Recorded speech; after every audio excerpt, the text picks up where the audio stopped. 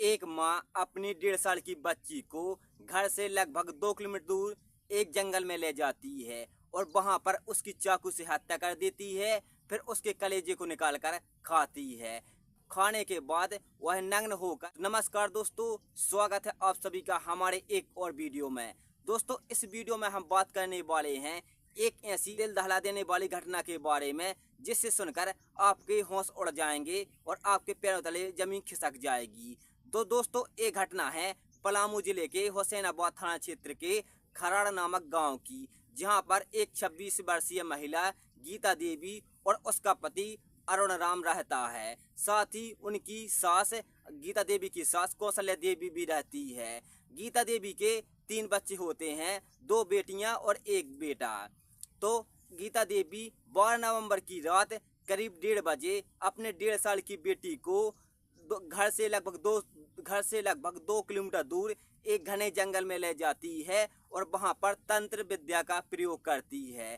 तंत्र विद्या का प्रयोग वह अपनी 1.5 साल की बच्ची पर करती है और उसकी पहले चाकू से हत्या कर देती है। हत्या करने के बाद उसके शरीर से कलेजा निकाल लेती है। फिर उसके शरीर को वहीं पर मिट्टी में गाड़ देती है और उसके बाद अपने सारे वस्त्र और कपड़े उतार कर नग्न अवस्था में हो जाती है और गांव में लगभग 12 नवंबर की रात, मंगलवार की रात, वह गांव खराड़ गांव में आती है, अपने घर पर आती है और पूरे गांव में नग्न अवस्था में घूमती है।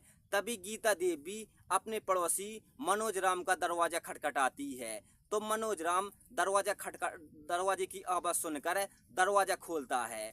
तो मनोज राम जो कुछ देखता है उसके पैरों तले जमीन खिसक जाती है। वो देखता है कि गीता देवी अरुण राम की पत्नी नग्न अवस्था में बाहर खड़ी हुई है। मनोज राम उसके पति अरुण राम का दरवाजा खटखटाता है और मनोज राम को बुलाता है।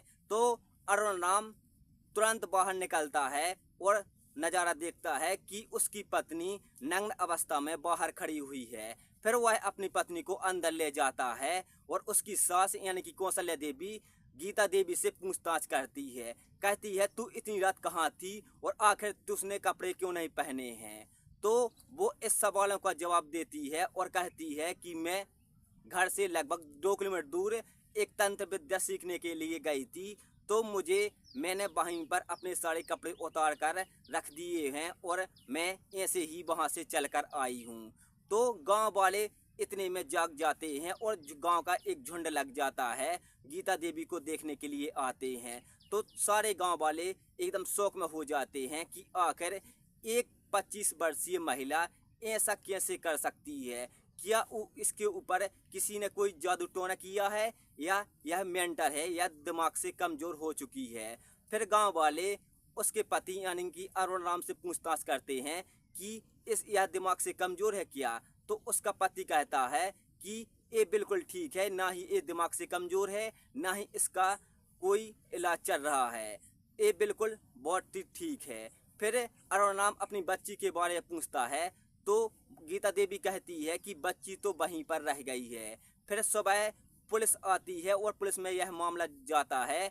फिर पुलिस गीता देवी से पूछताछ करती है तो गीता देवी सब कुछ सच सच बता देती है और बता देने के बाद पुलिस और गांव वाले उस जगह पर जाकर देखते हैं जो गांव से 2 किलोमीटर दूर थी और एक सुनसान जगह थी। पुलिस जैसे ही घटना स्थल पर पहुंचती है तो पुलिस जैसे ही वहां का नज़ारा देखती है तो पुलिस खुद चौंक हो जाती है। देखती है कि वहां पर एक गड्ढा खुदा हुआ है जिसमें 1.5 साल की बच्ची की एक लाश दफन है। फिर पुलिस उस लाश को निकाल लेते हैं और वहां पर देखते हैं कि चूड़ी, कंगन और साड़ी वगैरह बहुत तंत्र विद्या का सामान पड़ा हुआ है। फिर पुलिस सबकी फोटोज और वीडियो बनाते हैं और गांव वाले भी इस नज़ारे को साथ में देखते हैं। फिर पुलिस गीता देवी से पूछताछ करती है कि ये हत्या तुमने की है कि किसी और ने की है।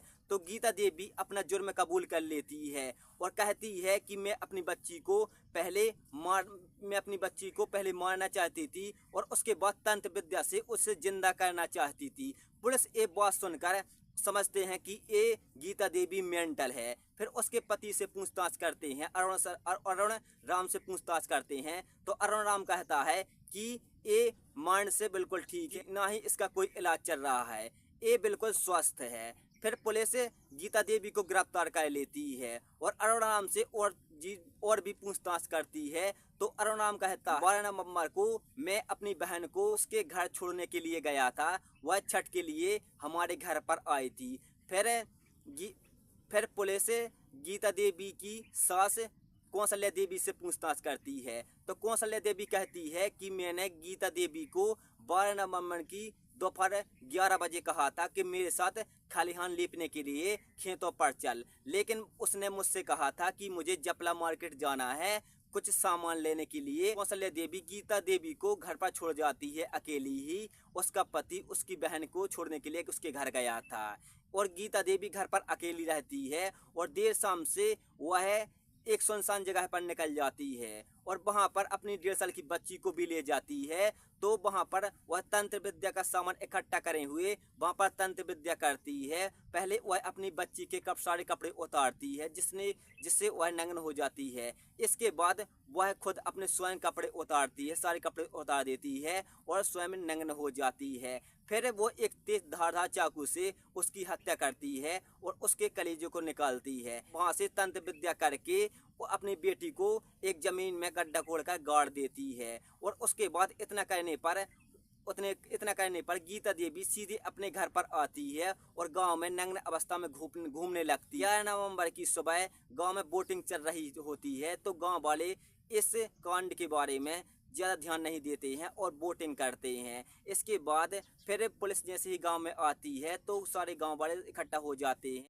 फिर पुलिस गांव वालों से पूछताछ करती है तो पुलिस गांव वाले कहते हैं कि हमारे गांव में बिहार के रोहतास जिले से एक तांत्रिक हमारे गांव में अक्सर आए दिन आते रहता था।